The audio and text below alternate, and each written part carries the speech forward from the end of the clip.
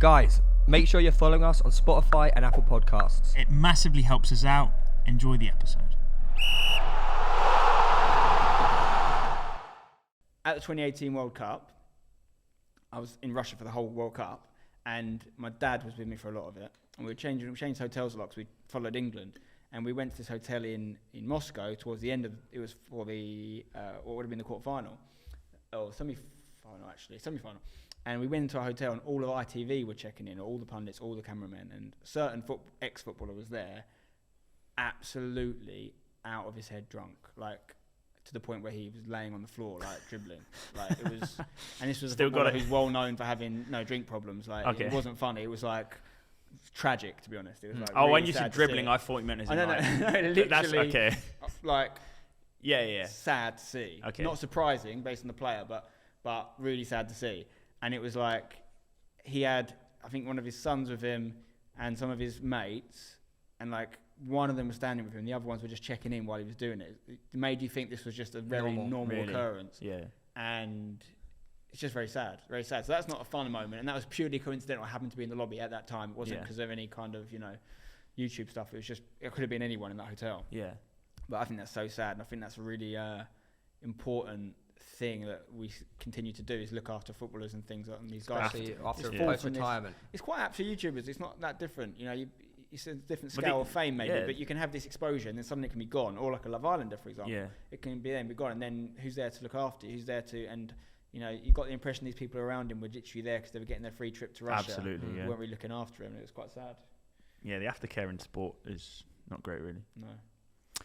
But really good, funny story. It wasn't a funny story at all. It was just a sad story. But it was like really like just larger than life. I could not believe what I was seeing. Yeah. You hear the stories. We all are removed from them. Like George Best, for example. Yeah, You'll think, oh, he's on Soccer Saturday next to it. Oh, he's got a bit of a red nose. He probably had a big booze the night before. It's not. He never should have been on Soccer Saturday. Yeah. He never should have been allowed to. Even Paul Merson, who I think is funny and good at what he does, he has these relapses every few months. But I think that's what's good right now with Paul Merson is he's coming out and speaking about it. And I think he's obviously spoken about it before in the past, but he's actually fully speaking about it now, making it a big issue, which I think is the right thing to do, because it'll give the confidence to a lot more people to actually speak up and get some help. Yeah, no, I 100% agree, and I've got a lot of respect for him.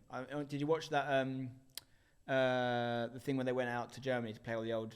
It was like all the old England boys went out. It was can't remember who was running it. It was for the 60-year anniversary, 50-year anniversary, whatever it was, of the Germany finals. They took all the ex-England boys out on basically a piss up. Yeah. But obviously he wasn't drinking. He wasn't drinking there, and he was really like upfront, honest about it all. That because Razor Ruddock was there. Yeah. He's got similar problems, but still lives that life. Yeah. He's getting absolutely pissed up, and they're all going like, it's not cool. And the Merson was the one trying to take him out of it. So he's literally watching two addictive personalities. Yeah. One of which was in the middle of it. One of which was trying to fight it. It was it was supposed to be about it's like an American football tour, but it was like deep stuff with actual footballers. And it was really good. I think Merson's a legend. He's still clearly struggling with his stuff, but at least he's honest about being a human, isn't he? Yeah.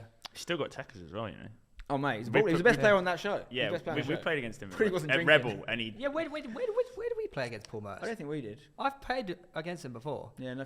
It was a five-a-side Arsenal thing. Was it? Yeah. He's on the ball. He's ridiculous. You wonder how good he could have been in his career. Yeah. Throughout his career, he was basically on drugs and drinking every day. Yeah. Like imagine how good he could have been. Funny story about the World Cup. Sorry, touching on it. If England beat Croatia in the semi-final, I would have gone to the final with you and Seb. Yeah. Do you know about that? Yeah, Seb came anyway, didn't he? Yeah, because he had 2 tickets. Seb had 2 tickets, and then you had the follow England ticket. Yeah. But because England went out, obviously Spencer got the spare ticket. Yeah. Otherwise, you could have used the follow England ticket, and that ruined my summer. It ruined all of our summers, mate. My summer was made by that World Cup. Like, it was amazing. The trivia free kick. I was there with Coca-Cola, right? And so I had a certain budget to spend. They literally gave me the tickets and gave me some money. They didn't arrange anything for me. So, which I preferred. Because I went with my mate Mike and my dad. We just booked very different hotels, nice hotels, Airbnbs, whatever. Yeah. When I had to plan the budget, I planned for it to end at the group stage because I thought I'm going to be pessimistic. All these World Cups, England have been awful. If England, I'll spend the money up front so we have a better time during the group stage. And then if we get through, I'll just fund the rest because I'm be buzzing out my neck. Still going, and obviously that happens. I'm like, get my dad out there. I'm like, it's going to cost me quite a spend all the money. Yeah. But it was worth it. It was unbelievable, and it was so sad, obviously, that we lost the way we did. But never expected to get that month. I thought I'd be there for 2 weeks. I was in Russia for a month. Every crazy place, isn't it? It's a crazy place. It was crazy, but we saw. You've been outside of the World Cup, haven't you? I went there. I went to 4 different cities. I went to Kazan. What's the cap? Moscow, St. Petersburg, and somewhere else. Yeah, I don't know what it's called, but it was a bizarre place. Yeah, I only know World Cup Russia. So it's very hard for me. I think it was amazing when I was there. Yeah, a lot of Russians tell me this isn't what it's normally like. We're allowed to drink in the street and have all these great times. Yeah, there was actually one moment in my trip I can't remember what it was. It was like actually quite scary. Yeah, I'll touch on it. I won't mention it now. You've told me. I know but I'll mention it another time. Do you want me to tell you my scary story from Russia? Go on, I had an interesting incident. I was out in this bar. We had a really good time out there, me and my mate Mike.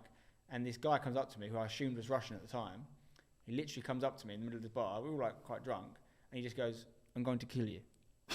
What? And I was like, "What?" He goes, "I'm going to kill you." And he looked like he was going to kill me. And I was like, "Okay." And my mate Mike was with me. He's a big lad. So I was like, "Where's Mike? Get over here." So I got no idea what was going on. So I was like, and he spoke English. So I was like, "What's the problem, mate? What do you think I've done?" He's like, "I'm going to kill you." And I was like, "Well, please don't. Let's talk about this." And he was like trying to pull me outside. So I went to the bouncer and I said, "This guy just come up to me." And one thing I found in Russia was they were generally in really good behaviour because they didn't want anyone to have a bad time. I think even Putin said, if you do anything to the tourists while we're here, we're going to put you in prison. Really? That's how he was trying to put on a good show. Yeah. So I thought, they'll look after me. So I went to the bouncers and went, "This guy's telling me he's going to kill me. I've got no idea. I think he thinks I'm someone else." And he was like, "Okay, I see the problem." And he grabbed me and the guy and threw us both out. So now I'm outside with the guy. That's not what I wanted. And I'm like, you're not in protection in the club, whatever. Yeah. So I'm literally trying to keep away from him. And then I see at the same time my mate Mike and this guy's mate come out. They're all covered in tattoos, by the way. Not that means you're a bad guy. No, yeah. But it was so when you're in Russia and you're drunk, you're probably thinking "Oh God, here we go." Yeah. And this guy's out of his head drunk, which comes quite apparent to me now I'm outside. And he's literally standing right up against me, I'm going to kill you. He's really angry. And his mate comes over and he pulls me to one side. He also speaks really good English. It turns out the guy's not Russian. I think he was either Slovakian or Serbian. I can't remember. And he goes, listen. My friend is very angry with you. He wants to kill you. Don't worry, we won't let it happen because... Terrible accent, I know. Yeah. Won't let it happen because Putin says we can't. But if this was not World Cup, you'd be dead. What the And I was like, what do you mean? Now, part of me was like, great, I'm not going to die. The other part of me was like, I want to stand up for myself. There's no reason why I should be dead. Yeah. And I was like, what's going on here? And it turned out he thought I'd done something I hadn't. And he thought I was someone else. Oh, really? But the guy was like, "No, you just go along now. You go along. Yeah. You leave." And I was like, "I don't want to leave. I was having a good time." But I thought I should probably not risk your own life. And the guy goes to me, "Who do you support? Who do you support?" And I was like, "Do I tell him West Ham?" Because he'd showed me his tattoo of what team was it? It was one of those teams that sound. The other guy was Russian. I think it was like Spartak Moscow or something. I can't remember. And he's like Spartak Moscow tattoo. And he was like, he said we're ultras for this team. I was like, he'll either love that I'm a West Ham fan or hate that I'm a West Ham fan. So I chanced that I'm a West Ham fan. And he went, and he had a West Ham tattoo. No way. I was like, thank God. And he was like, "Look, you're fine. We'll not kill you. You go away." And I was like, on another day, would I have just died for no reason? Yeah. Or were they just, I don't know. That was the only bad experience I had. That's terrifying. There's a million other stories I could tell about how good Russia was. So I actually think Russia's great and I would go back 100%. And I think a lot of England fans figured that out throughout the trip. Because we went to that first game, we didn't know whether we should wear an England shirt out in public. We'd be scared off. Really? And we did. Me and Mike were the only people we saw until we got to the game in an England shirt. But we had zero issues. And it's still I've been to many World Cups, I've been to many England games. That's the only time I've ever seen England outnumbered in stadiums in terms of support. Until we got to the knockouts, then the England fans came flying out. But against Panama, we were outnumbered. Yeah. Against Tunisia, we were outnumbered. It was remarkable. Because people didn't come. Yeah. They thought we were going to get beat up, but it was nothing, apart from that one thing. Apart from that one thing. I could have been French. It was nothing to do with me being English. The guy it's true. But you could say West Ham saved your life. Potentially. On that many guy's mate saved my life, really, because he was like, "Look, we'll get in trouble if we do this." That's so mad, that they've gone, Putin told us not to, essentially. We're not going to kill you because we'll end up in prison if we do. Anyway? But you would have done anyway. I have seen that's what I mean. I have seen an Arsenal tattoo save someone as well. You're a poet. Yeah. So back in the day, we were making this show where we were going to these derbies, and we went to the Manchester derby, and we didn't have tickets to the games. We'd go to the pubs and we'd have fun with it. And we went to this well-known pub really near the Etihad, and